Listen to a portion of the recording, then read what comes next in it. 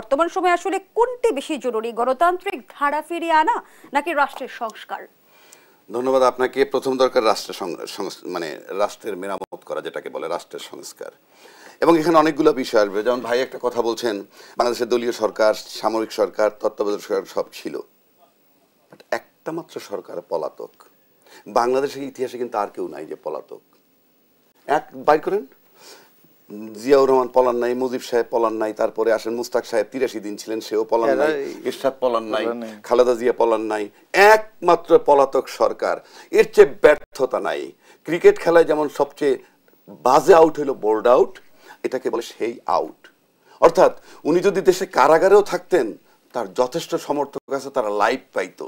এখন যাওয়ার পর কি বলছে তার ছেলে, আমার মা চলে আসছেন, আমার খালা চলে আসছেন, বাকি রাজনৈতিক যারা আওয়ামী লীগের তাদের কি হবে সেটা আমাদের দেখার বিষয় না। জয়ের স্টেটমেন্ট। এবং উনি পলাতক হওয়ার মানে হচ্ছে কি জানেন? উনি আওয়ামী লীগের রাজনীতি শেষ করেন নাই, উনি বঙ্গবন্ধুকে কবর দিয়ে গেছেন। কেন বলছি? জামাতে উনি অ্যাডমিনিস্ট্রেটিভ অর্ডার দিয়ে বাতিল করেন, ফাইন, কিন্তু রাজনীতি দল বাতিল হয় কিভাবে জানেন? তাদের কর্মকাণ্ড দিয়ে। আজকে তার 16 বছরের কর্মকাণ্ড এই দলটাকে বিলুপ্ত করে ফেলেছে।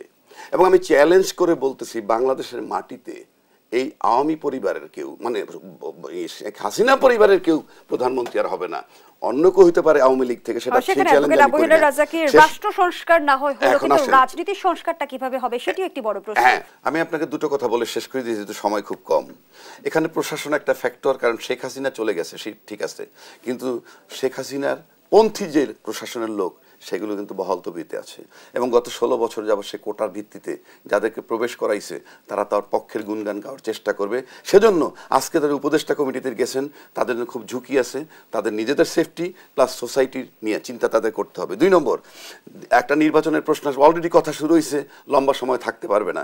আমি সংবিধানের বাইরে বলতেছি না, যেহেতু দ্বিতীয় স্বাধীনতা, দ্বিতীয় মুক্তিযুদ্ধ, দ্বিতীয় বিজয় বলে উল্লেখ করা হইতেছে, প্রয়োজনে আমূল সংস্কার করে একটা সংবিধান বানানো হবে, রাষ্ট্র মেরামত আগে।